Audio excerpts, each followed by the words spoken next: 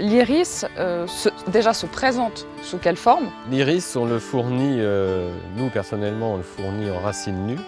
Les rhizomes, c'est la partie souterraine de la plante. Donc on acquiert un rhizome. Et ce rhizome, s'il est de taille suffisante, est planté à la bonne époque, et au soleil, et dans un terrain très bien drainé, il va fleurir au mois de mai l'année suivante. Quand vous dites bien planté, est-ce que vous avez des petites astuces? Il y a des choses à respecter? La première chose à respecter, c'est de l'installer dans un coin ensoleillé toute la journée. La deuxième chose, c'est le terrain très bien drainé. Surtout ne pas enterrer le rhizome, c'est-à-dire qu'on doit pratiquement voir le dessus du rhizome quand on plante. On peut faire une petite butte simplement 10 cm de haut, et comme ça, l'eau, quand il pleut, elle va s'écouler. Chez soi, prenons 1 mètre carré, c'est ça? Alors, si vous avez 1 mètre carré, vous pouvez planter entre 7 et 9 rhizomes. La bonne distance de plantation entre deux plantes, c'est 30 à 40 cm. Est-ce que ça pourrait convenir aussi dans un pot? Ça peut marcher 1 an, 2 ans, mais vous aurez 3 semaines de floraison dans un pot.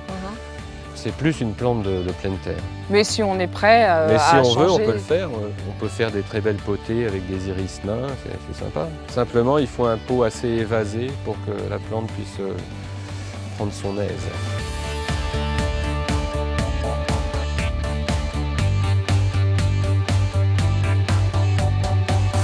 Quand l'iris arrive en fin de floraison, Alors qu'est-ce qu'il faut faire? en fin de floraison, ce que je conseille de faire, c'est de couper la tige florale, soit au ras du sol, soit à quelques centimètres du sol. Je laisse le feuillage. Tant qu'il est vert, c'est plus sympa, on le laisse.